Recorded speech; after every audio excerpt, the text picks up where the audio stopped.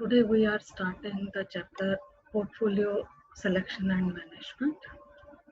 Now in the first chapter we have done investment decision making process.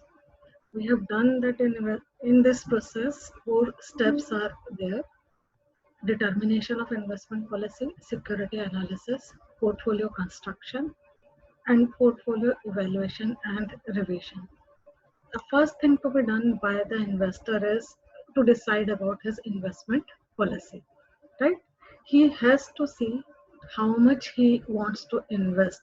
That means his investable funds, for how long he wants to invest, and in which type of securities he wants to invest, what are his investment objectives, his risk bearing capacity.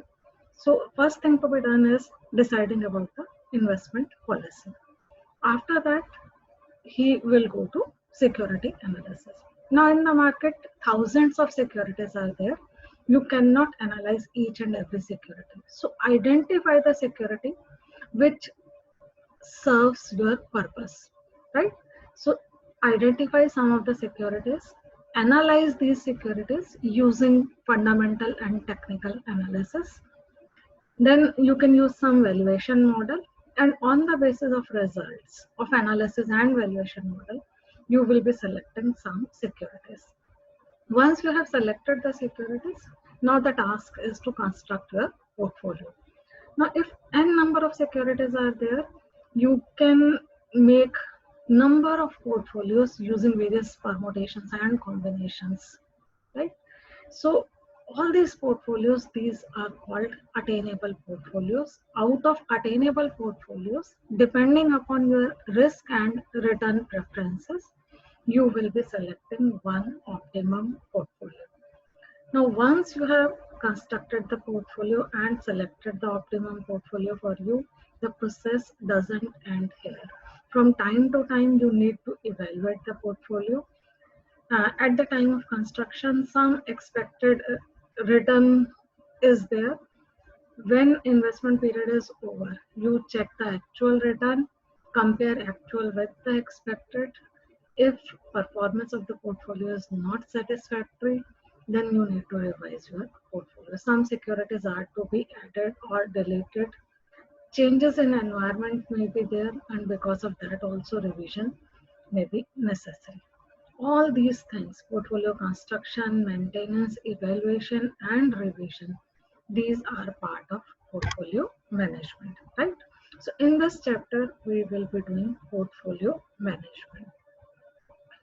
Regarding portfolio, we have already done. A portfolio is nothing but blend or collection of securities. Why we construct portfolio? The main aim is diversification of risk. We know the investment motto: don't put all the eggs in one basket, right? So we construct portfolio to diversify the risk. Portfolio management is nothing but the process of construction, maintenance, evaluation, and revision of a portfolio. The objective of portfolio management is to build an optimum portfolio. And what is an optimum portfolio? Which is giving you return, which is commensurate with your risk preference. In portfolio management, various steps are there which we have already discussed. First thing is construction of portfolio. With the given securities, you can make large number of portfolios. These are feasible or attainable portfolios. Out of these feasible portfolios, you have to select one optimum portfolio. An optimum portfolio is one which offers maximum return for a given level of risk or minimum risk for a given level of return. Keep this thing in mind. Out of risk and return, you can select one. If you have selected a level of risk, try to maximize your return at that level of risk. And if you have selected a level of return, try to minimize your risk at that level of return, right? Accordingly, you will be selecting an optimum portfolio. After that, from time to time, evaluate the portfolios in terms of risk and return. And then if the need is there, depending upon portfolio evaluation or depending upon changes in the environment, internal or external, you can revise the portfolio. We say portfolio management is a continuous process. Okay. Now to evaluate the portfolios, you need to calculate portfolio return and risk.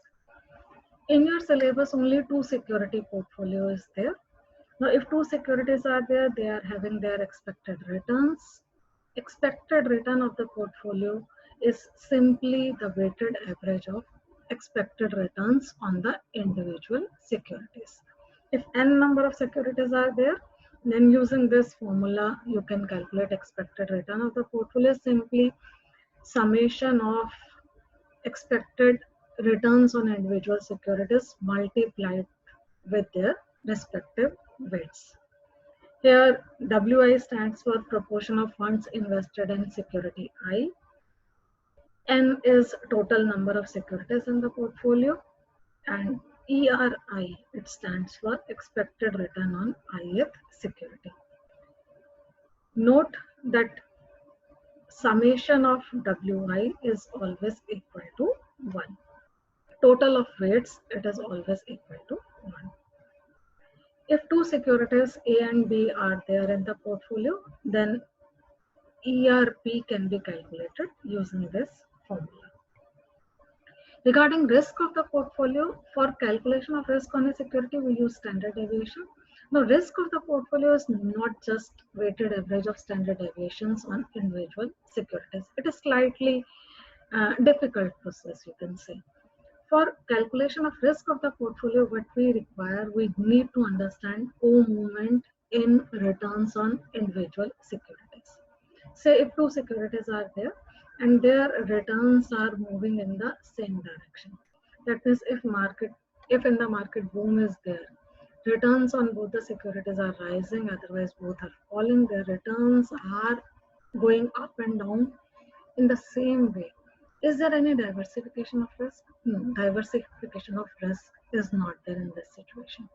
But if returns are moving in opposite direction, then loss in return on one security can be nullified by gain in return on other security. So this co-movement is very important. So in order to find risk of the portfolio, the riskiness of each security vis-a-vis the overall portfolio is to be considered, and for that we need to understand co-movement. Co-movement indicates the way the securities returns vary with each other and affect the overall risk of the portfolio. Now, to measure co-movement and returns on different securities, you can use covariance or correlation coefficient. Now, what is the difference between covariance and correlation coefficient? Simple thing is, covariance is an absolute measure of co-movement and correlation is a relative measure of co-movement. You can see it here. The difference is covariance is an absolute measure, coefficient correlation is a relative measure. Keep this thing in mind. For comparison of co-movement in different sets of securities, correlation coefficient should be used. Otherwise, for calculation of portfolio risk, you can use either of these, either covariance or correlation. Anyone can be used. Correlation coefficient we denote by R. It is a relative measure. For comparison purpose, we use this. Now, how to calculate these formula? They are there.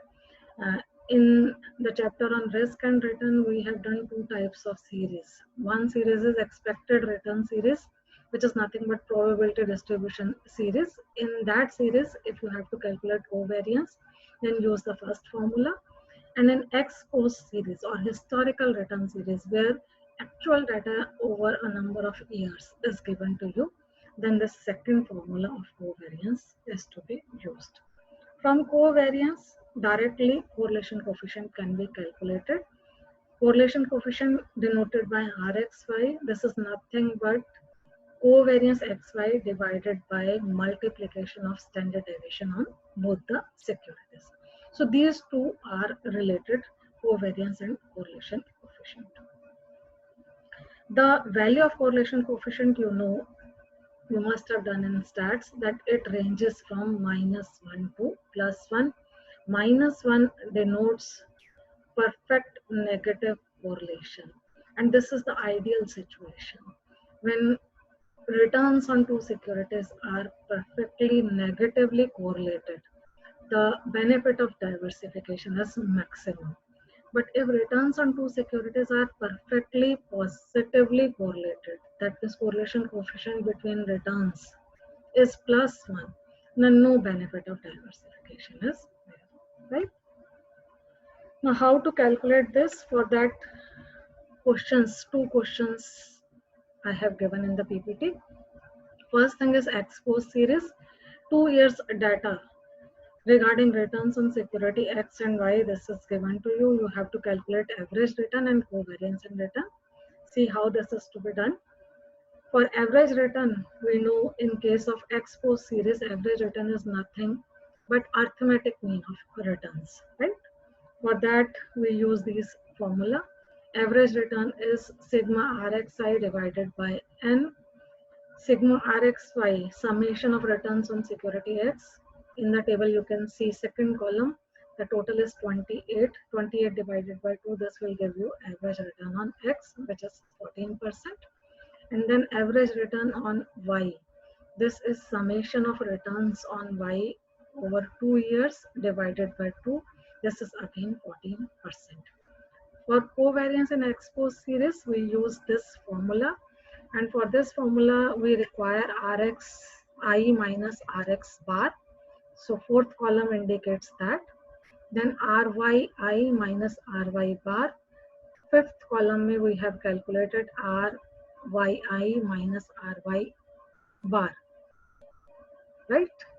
And then in sixth column, multiplication of values which are there in fourth and fifth column, that is there. Summation of the sixth column is minus 36. So covariance is minus 36 divided by 2, which is equal to minus 18. That means co-movement is in opposite direction. And this is significant value. You can see the returns also, individual returns. In the first year, the return on X is 11. Second year, it has increased to 17. While in case of Y, returns are moving in opposite direction. In the first year, return is 20%, and in the second year, it is decreasing to 8%. So negative co-movement is there in these two securities. Now coming to X ante series, one question on that. In X ante series, probability distribution of returns, it is given to you two securities X and Y. In different economic climate, their returns and respective probabilities, these are given. You are expected to calculate return and risk on both the securities, and then covariance and correlation in returns of these two securities. For that, different tables are to be prepared. First table relates to calculation of risk and return on security X. This is in the same way in which we have done questions in the chapter risk and return. Take economic climate, RXI, PI, and then take RXI, PI. Summation of this column will give you expected return on X. Then in the fifth column, take deviation of individual returns from the expected return, RXI minus ERX. Square the deviations. This is in sixth column. And then in seventh column, multiplied square deviations with PI. Summation of this column will give you variance, right? See the formula. Expected return on X is sigma RXI PI, which is equal to 15%. Variance is sigma RXI minus ERX square PI, which we have done this total of seventh column. This is 13. You know, square root of variance gives you standard deviation. So standard deviation is 3.6%. In the same way, you can calculate risk and return on Y, right?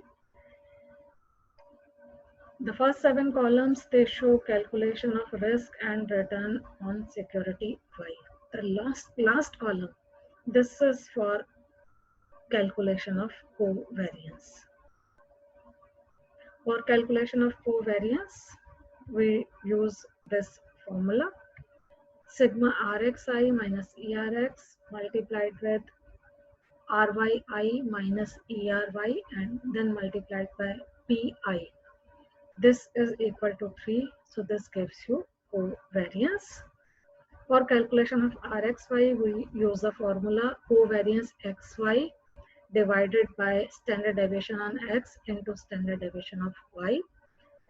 This is equal to 0.241. That means correlation coefficient is positive. The two securities are positively related, though the correlation is not very strong, very significant correlation. So these are insignificantly positively correlated securities. So in this way, you calculate covariance and correlation on different securities. Now, after calculation of covariance and correlation, you have to calculate portfolio risk. For that, you can use this formula.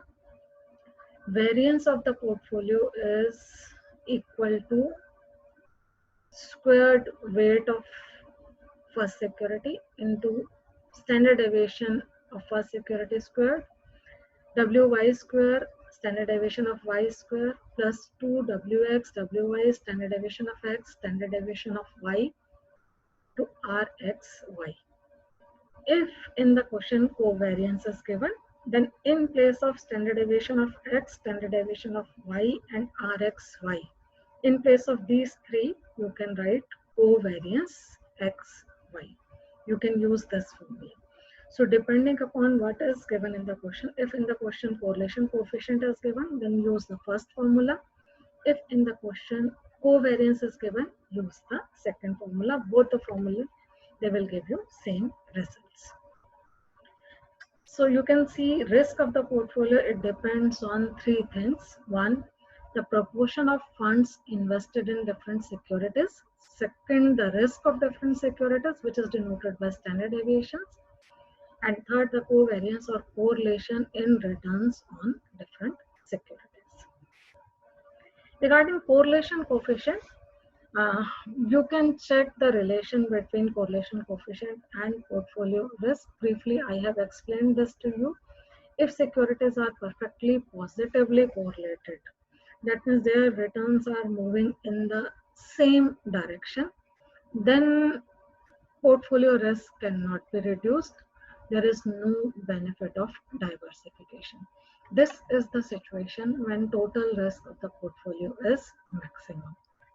If RXY is in the range of 0 to +1, that means positive correlation is there. In that situation also, we say risk of the portfolio is not reduced. Some benefit of diversification can be there, but this benefit is not significant benefit.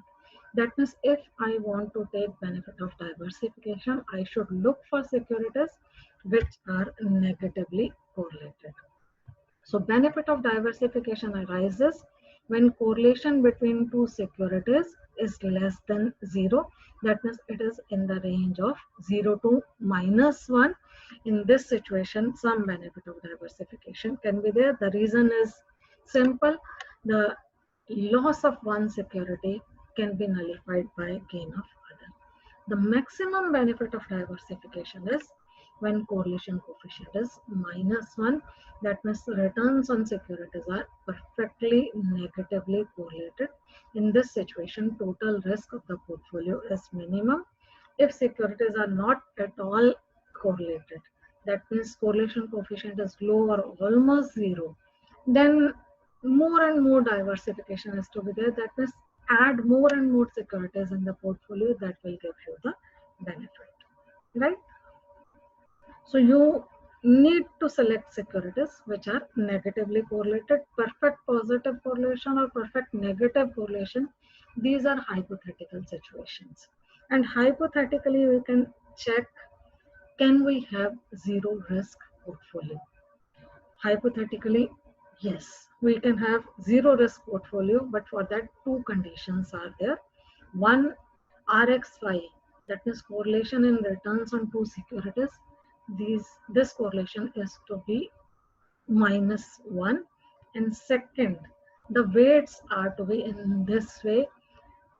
WA, that is proportion of funds to be invested in first security. This should be equal to standard deviation on first security divided by standard deviation on both the securities, right? If these two conditions are satisfied, then rest of the portfolio can be completely eliminated. It can be zero. Okay.